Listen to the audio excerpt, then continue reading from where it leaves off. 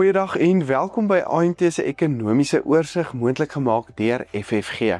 Ons gesels met Waldo oor inflasie wat verhoog het en die goudprys wat dan bietjie daal en natuurlik ook die wisselkoers laat verswak. Dan gesels ek en Daan van FFG oor solar en of jy wel jou huise stelsel moet registreer by jou plaaslike munisipaliteit. Als in die week se episode met trots aan jou gebring deur FFG. Die rand verhandel tans op R17.40 teenoor die Amerikaanse dollar, bietjie swakker as laasweek, staan op R20.19 teenoor die euro en op R11.31 teenoor Australië se dollar. Die Brent oliepryse dan weer gestyg weens meer druk van Amerika op Rusland en sanksies wat hulle dan geplaas het en staan die olieprys nou op $64.75 per vat. Soos beloof gesels ons aan Prof Waldo Kriegel van die Noordwes Universiteit vandag. Baie welkom by ons Waldo. Dankie Johnny. Waldo, sien inflasie is wel bietjie op. Ek het so gesien nou net voor ons begin opneem het oliepryse is ook op. Rusland en Amerika wat nou bietjie sanksies te mekaar het en die wisselkoers het ook bietjie verswak het en nou het jy sê inflasie is bietjie op. Sê dit weer vir my half iets negatief rondom waantoe moontlik rentekoerse kan gaan. Alles maar ek laat dit aan jou oor. Wat is jou gevoel in terme van inflasie? Johnny, dis nou moeilik om hierdie hoë frekwensie goed so te interpreteer want dit gebeur nou omtrent dag vir dag so. Eintlik die laaste 2-3 dae sien ons nou die beurs is bietjie af, die goudprys is bietjie af, olie is bietjie op, die rand is bietjie swakker. Is hierdie nou een of ander draaipunt of is dit net 'n korreksie? Ja. En niemand weet eintlik nie. Ek dink ten minste as mens sê die beurs, die goudprys, dit was 'n lekker loopie geweest. Ja. En ek dink in wat mens sien in hierdie sê maar die effens laer prys is ook bietjie winsneming. Bestuurders van fondse wat sê ons het nou hier 'n lekker opbrengs gehad, kom ons vat 'n stuk van daai geld uit, dan weet ons of die geld is gemaak of dit ek dink nie dis noodwendig dat die fundamentele goed wat gemaak het dat die goudprys hoër is en die rand bietjie sterker is en die dollar bietjie swakker is en daai goed is nog steeds in spel. Dis onsekerheid in die FSA. So dit is met ons. So ek dink dis een manier om daaroor te dink is om te sê ek wil nou nie die loopie oppraat nie, maar waarom moet ek afpraat nie? Ek sê kom ons dis 'n korreksie, kom ons praat volgende week verder.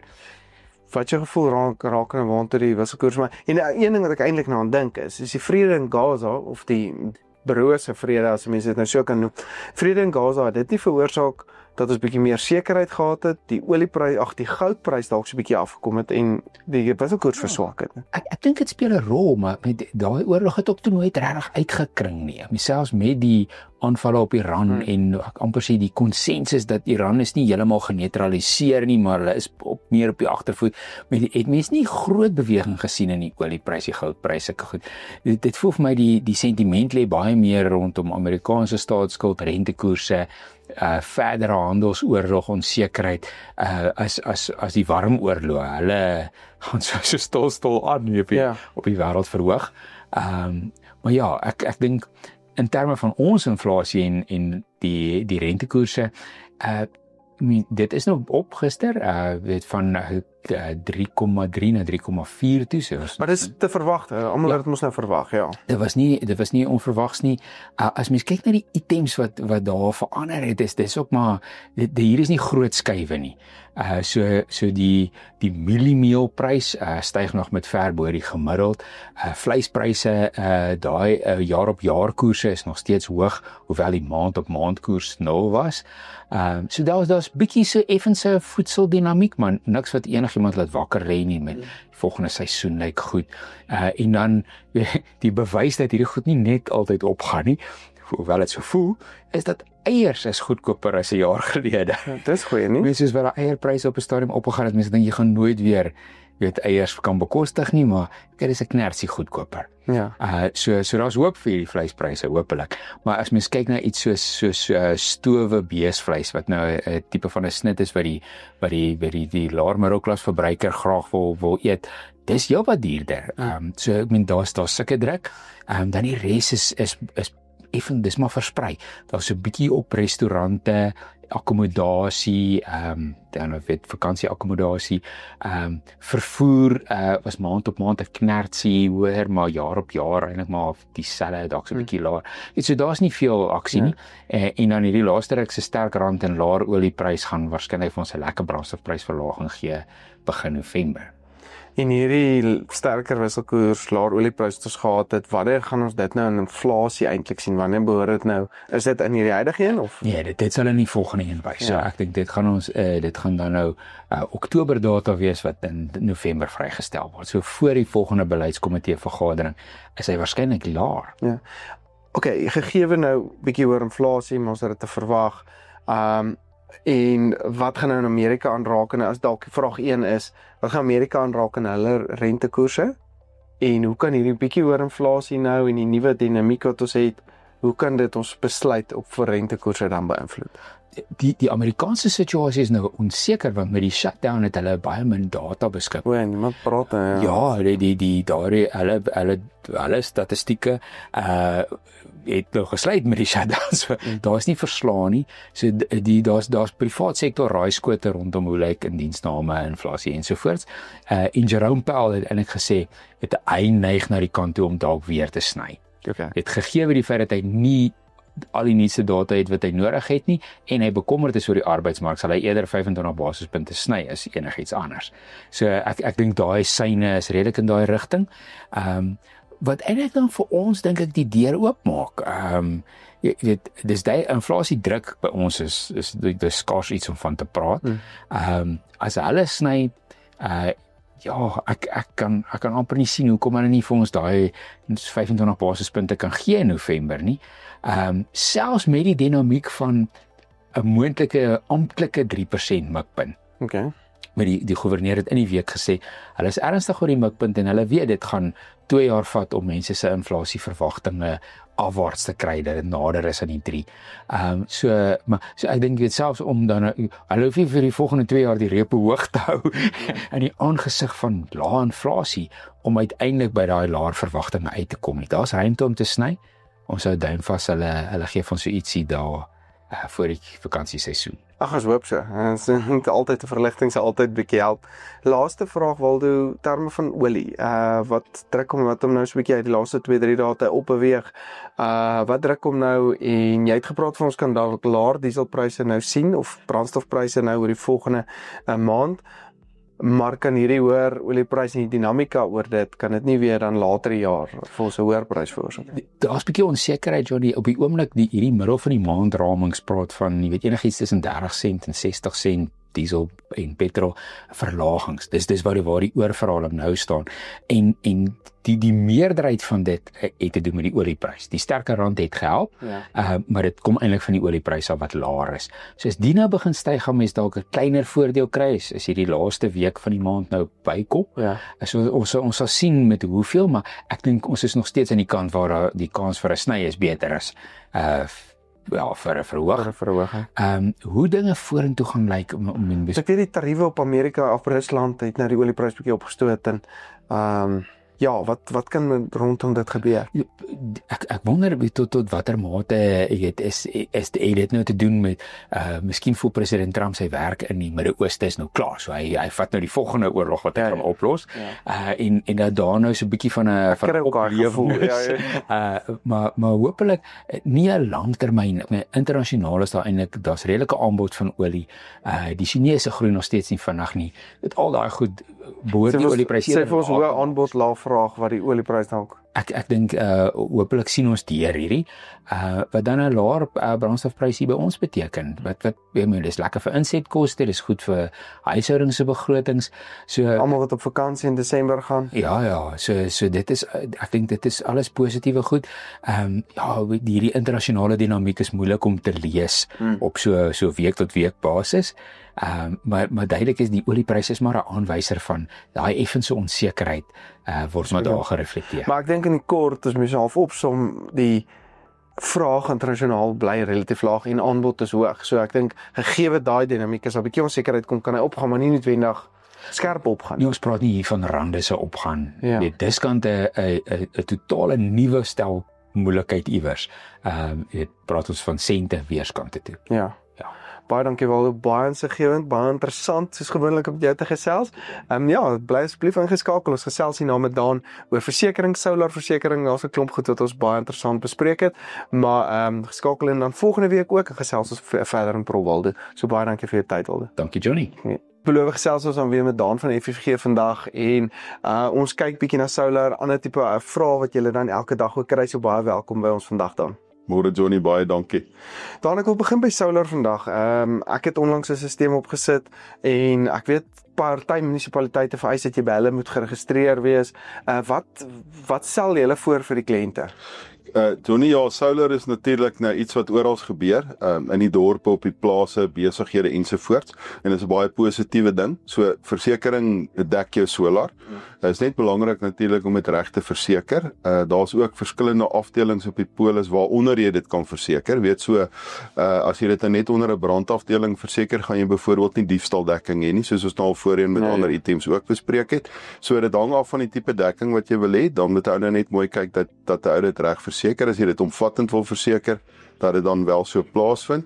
Moet mense dit spesifiseer nou wat jy praat, as dit moet jy onder jou huis verseker? By jou huis gewoonlik, wat baie keer gebeur is, mense sal dit noteer. Ek voel gemaklik om dit te noteer en sê ek het 'n 200 of 'n 300 000 rand solar, so ons kan dit by die waarde van die huis bysit en dan nou wys dis deel van die versekering op die huis. So dis een manier. Daar's van die sekeraars wat deesdae 'n aparte afdeling op die polis het. Ons weet mos nou al soos brand en sakeonderbreking of motorafdeling, persoonlike alle risiko ensovoorts. So van die versekeraars het 'n spesifieke afdeling vir solar, omdat dit iets is wat so geweldig toeneem in die mark. En as jy dit dan op 'n plaas met 'n stoor, sal jy dan dit by die stoor se waarde ons sal dit apart. Nee, ons op in die landbouomgewing verseker ons dit apart, weet. So ek gaan nou nie sê dit kan wel op die stoor wees, maar ons verseker dit nie as deel van die stoor se waarde nie.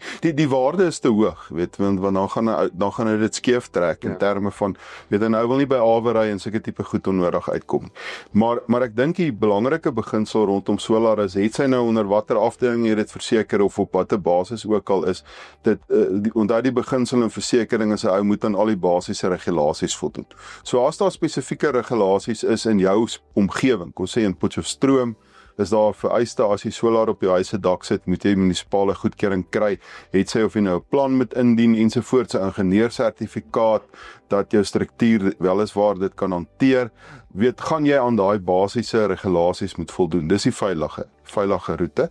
En dan wat altyd belangrik is met 'n solar installasie is dat ons wel 'n voldoeningssertifikaat kry vanaf die installeerder of 'n COC, soos nou maar algemeen bekend is. Dis krities belangrik, want as ons by 'n eisstadium kom, gaan dit die eerste ding wees wat die versekeraar gaan vra is, gee net vir ons die voldoeningssertifikaat dat die installasie reg gedoen is. So nee, solar versekerbaar op verskillende maniere, hang af van jou behoefte. So ou moet net die behoefte reg deurgee na die makelaar toe en dan kan hy in die mark gaan kyk. Weet jy, al die versekeraars vra ook nie dieselfde prys noodwendig nie. So dit is maar iets wat 'n ou bietjie kan gaan kyk. Daar's nie 'n standaard tarief nie, kom ek stel dit so. Soos jy nou ook weet, elke versekeraar prys die risiko uit 'n ander hoek uit.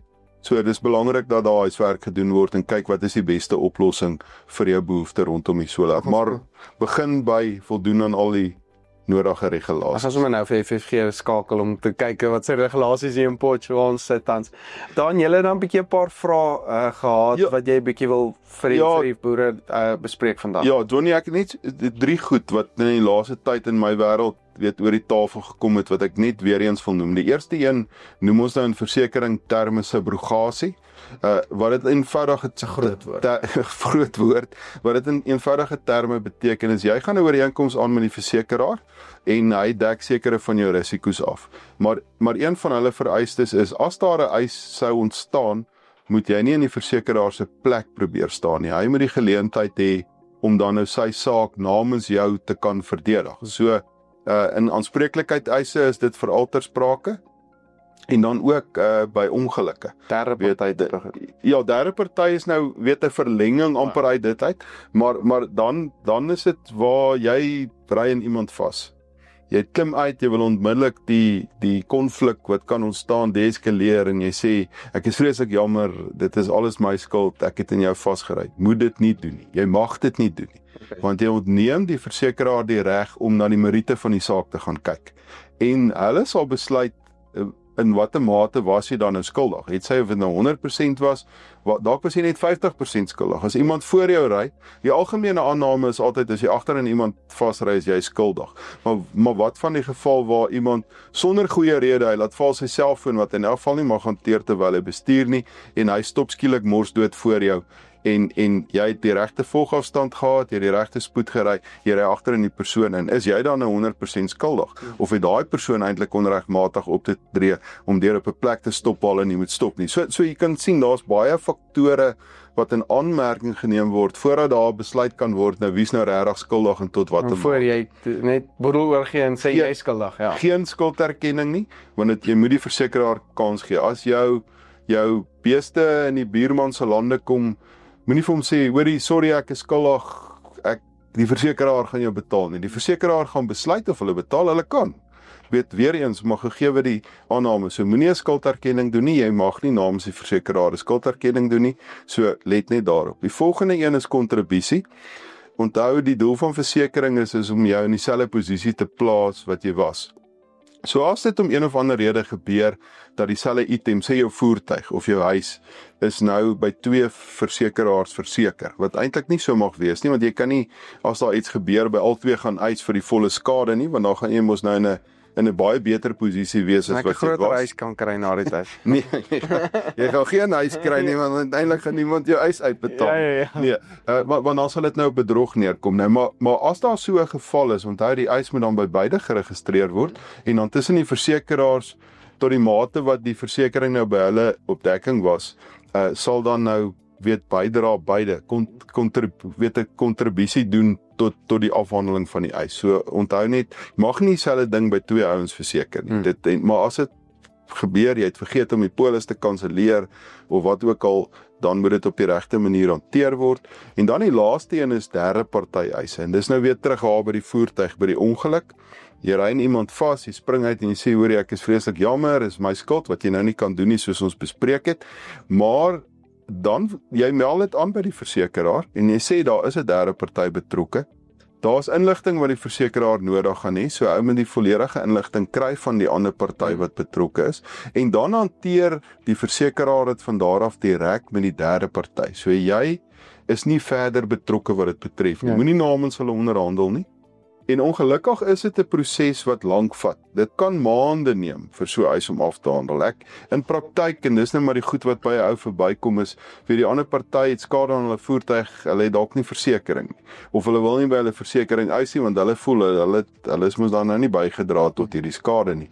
Maar hulle karretjie gaan nie môre reg wees nie. Dis die realiteit van dit. Hulle gaan druk op jou probeer plaas.